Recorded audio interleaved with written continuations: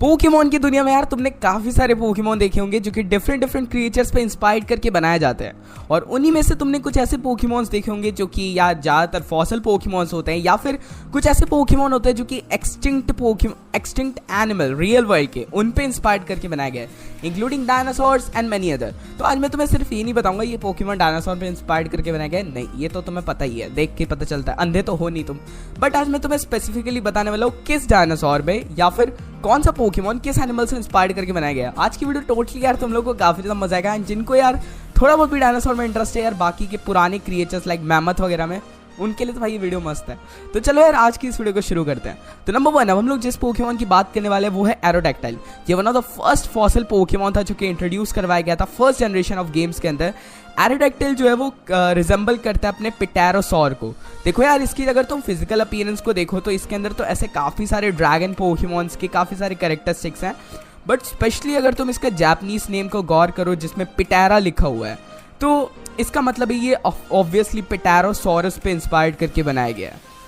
Next Pokemon guys जिसके बारे में मैं बात करने वाला हूँ, अगर तुम इनके बारे में जानते हो तो अच्छी बात है भाई, आर्केन और आर्कियोप्स। ये एक्चुअली में शायद से यूनोवा के पोकेमॉन थे जितना मुझे याद है, और ऐसा बोला जाता है ये लास्ट डायनासोरियन क्रिएचर थे, मतलब ये लास्ट डायनासोर पोकेमॉन थे पोकेमॉन वर्ल्ड के। एंड एक और चीज़ मैं तुम्हें बताता हूँ, जो आर्कियोलॉप्स है ना, आर्कियोप्स पोकेमॉन, ऐसा बोला जाता है फर्स्ट बर्ड पोकेमॉन था। तो यार अब बात करते हैं कि एक्चुअली में ये दोनों पोकेमॉन किस पे इंस्पायर्ड करके बनाए गए, ठीक है। तो अगर तुम इनकी बॉडी पे गौर करो तो तुम लोग देख सकते हो ये लॉन्ग टेल्ड है, फुल्ली फैदर्ड डायनासोर है और विजिबल टीथ के है। तो जस्ट लाइक अदर नेम्स एक डायनासोर जिनके बारे में अगर तुम लोग नहीं जानते तो मैं बताता हूँ। आर्किन के बारे में ऐसा कहा जाता है वो इनकैपेबल ऑफ फ्लाइट है, आर्कियोप्स उड़ नहीं सकता और आर्कियन कंस्टेंटली अपने अपोनेंट को घूरता रहता है बैटलफील्ड के अंदर। अगर तुम ये सारी कैरेक्टरिस्टिक्स को मिलाओ, इवन अगर तुम इसके गेम के जो डेटाबेस होता है यानी कि पोकेडेक्स कह लो या डिस्क्रिप्शन कह लो, उसके अंदर लिखा हुआ है कि archaeops is most suited to terrestrial life, यानी कि अ रियल आर्कियोप्टेरिक्स। तो मैं बता दूं ये पोकेमॉन इंस्पायर्ड करके बनाया गया है आर्कियोप्टेरिक्स पे। टफ नेम है बट या। नेक्स्ट पोकेमॉन है अमोरा एंड ओरोरस। ये इंस्पायर्ड करके बनाया गया है अमार्गेसॉरस पे। तो देखो यार मैं तुम्हें बता दूं अमोरा और इसका जो इवोल्यूशन है ओरोरस, ये एक्चुअली में सॉरोपॉड्स हैं। ओके सॉरी, मुझे ऐसा टर्म यूज़ नहीं करना चाहिए जिनको डायनासोर्स के बारे में नहीं पता। देखो यार ऑल्दो गेम फ्रीक ने ऐसे काफ़ी सारे चीज़ें की हैं जिससे लोग कंफ्यूज ना हो पाए और एक इंपॉर्टेंट मेंबर को इंट्रोड्यूस करवाया गया अपने जायंट डायनासोर फैमिली के, अमार्गेसॉरस को, ये अरोरा के फॉर्म में। तो मैं तुम्हें बता दूं अमार्गेसॉरस के ये क्रिटेशियस पीरियड का डायनासोर है। अगर मैं तुम्हें बता दूं तो एक्चुअली में इसके पीठ के पीछे तुम्हें 2 बैकबोन देखने मिलेगा अनलाइक अदर क्रिएचर्स। बट आज के समय में लोग ऐसा मानते हैं कि एक्चुअली में ये बस एक स्पाइन था जिसके ऊपर कैरेटिन की कवरिंग थी। ओके मैं साइंटिफिक टर्म्स यूज नहीं करना चाहिए। अब मैं तुम्हें एक क्विक फैक्ट बताता हूँ, जो इसका डिजाइन है ना ओरोरस को, इसको थोड़ा मॉडिफाई किया गया है। अगर तुम सॉलिड स्ट्रक्चर को देखो तो वो अपने जो अमार्गेसॉरस है उससे हटा दिया गया है और रिप्लेस कर दिया गया है वेवी ऑरोरा लाइक फैदर्स से, जो कि तुम इसके पीछे देख सकते हो, जो कि तुम्हें देखने मिलता है ऑरोरा के अंदर। ये फैदर सा डिजाइन ये एक्चुअली में रिप्रेजेंट करता है आइस टाइपिंग। नेक्स्ट पोकेमॉन है शील्डॉन एंड बास्टियोडॉन। ये पोकेमॉन एक्चुअली में रियल इंस्पायर्ड करके बनाए गए रियल डायनासोर से, जिनका नाम है, तुम्हें एक चीज तुम्हें बता देना चाहता हूँ। देखो यार पोकेमॉन एंड रियल वर्ल्ड में एनिमल्स को उनके जीनस, किंगडम, बहुत सारी चीज़ें होती है, फाइलम, इसके बेसिस में सेपरेट किया जाता है। जैसे कि तुमने कभी सुना होगा ह्यूमंस को होमोसेपियंस भी कहते हैं, उसी तरह भाई इनकी भी अलग अलग कैटेगरीज होती थी डायनासोर की, ठीक है। तो एग्जैक्ट मैं तुम्हें डायनासोर तो नहीं बता सकता, बट ये किस फैमिली से बिलोंग करता है मैं तुम्हें बता सकता हूँ, तो मेरी बात समझ रहे हो तो शील्डॉन जो कि इवॉल्व फॉर्म है बास्टियोडॉन का, डिफेंसिव पोकेमॉन है काफ़ी। और ये पोकेमॉन इंस्पायर्ड करके बनाया गया है एक स्पेशल जीनस यानी कि एक स्पेशल फैमिली से, तुम लोग कह लो यार आसान भाषा में। उस फैमिली का नाम था चेस्मोसॉराइंस। ये एक स्पेशल डायनासोर्स का ग्रुप है।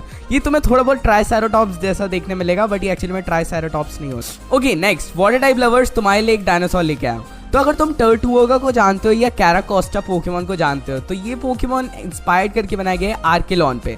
एक तुम्हें क्विक फैक्ट बताता हूँ, ऐसा बोला जाता है कि ये लास्ट एक्सटिंक्ट मराइन पोकेमॉन है, यानी कि इसके बाद कोई भी वाटर पोकेमॉन एक्सटेंड नहीं हुआ है, अभी तक का लास्ट वाटर टाइप पोकेमॉन है जो कि एक्सटेंड हुआ है।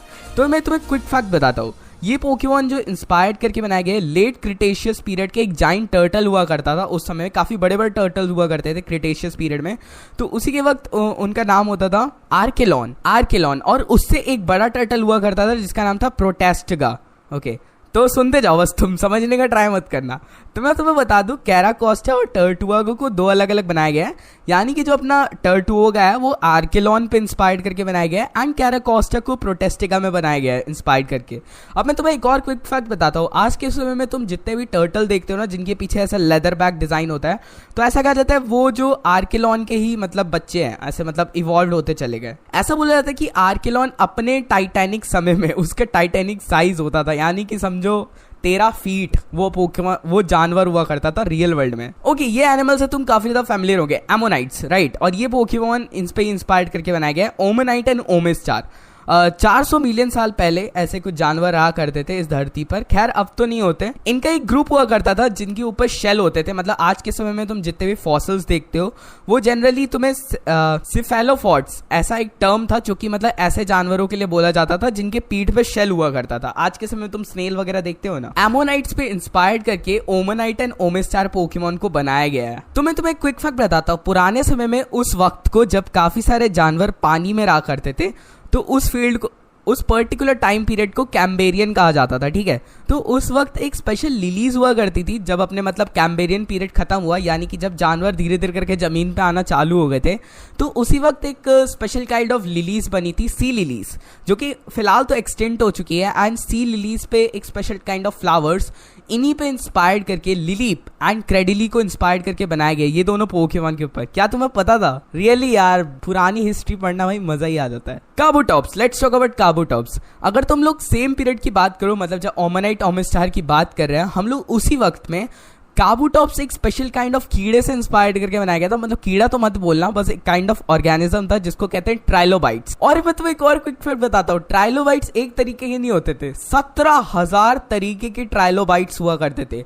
और काबूटॉप्स एग्जैक्टली किस ट्राइलोबाइट पे इंस्पायर्ड करके बनाया गया ये किसी को नहीं पता, बस ये पोकेमॉन ट्राइलोबाइट्स में इंस्पायर्ड करके बनाया गया है। एंड एक और क्विक फैक्ट, रियल वर्ल्ड में ट्राइलोबाइट 250 मिलियन साल पहले हुआ करते थे। Next Pokemon Anorith and Armaldo. ये पोकेमॉन को तो तुम लोग जानते होगे। अब मैंने तुमको एक टर्म बताया था कैम्ब्रियन, ठीक है। तो उसी वक्त के आसपास एक और प्रीडेटर हुआ करता था, मतलब शिकार करने वाला, जिसको एनोमेलिकैरस कहते हैं, ठीक है। ये पुराने समय का एक बग हुआ करता था। और रियल वर्ल्ड और पोकेमॉन वर्ल्ड के अंदर एनोमेलिकैरस को रियल रूप दे दिया गया है इस पोकेमॉन के फॉर्म पे, एनोरेथ एंड आर्माल्डो। एनोमेलिकैरस के बारे में ऐसा कहा जाता था ये जानवर रियल वर्ल्ड में जमीन पे भी रह सकता था, पानी में भी रह सकता था। जैसे मैंने तुम्हें बताया कि कैम्बेरियन पीरियड जब खत्म हुआ था तो धीरे धीरे जानवर जमीन पे आना चालू हो गए थे, तो जानवर इवॉल्व कर रहे थे।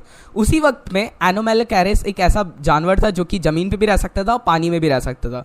ठीक उसी तरह एनोरेथ और आर्माल्डो पोकेमॉन एक ऐसे पोकेमॉन है जो कि भाई जमीन पे भी रह सकते हैं और अपने विंग्स का यूज करके पानी के ऊपर वो तैर भी सकते हैं। तो गाइस, आज की वीडियो के लिए बस इतना ही। उम्मीद करता तुम्हारा दिमाग खराब हो चुका होगा। जी हाँ, मुझे इस चीज़ में मज़ा आता है। तो यार यही कुछ पोकेमॉन थे जो कि एक्चुअली में जानवर पे इंस्पायर्ड करके बनाए गए थे, पुराने जानवर पे। एक पोकेमॉन तो पौधे पे भी था। इस चैनल में हम लोग ऐसी कुछ पोकेमॉन रिलेटेड बातें करते रहते हैं। अगर मज़ा आया हो तो सब्सक्राइब कर देना, और वीडियो पसंद आई तो लाइक करना, अपने दोस्तों के साथ शेयर करना। तो या see you next time, until then peace out.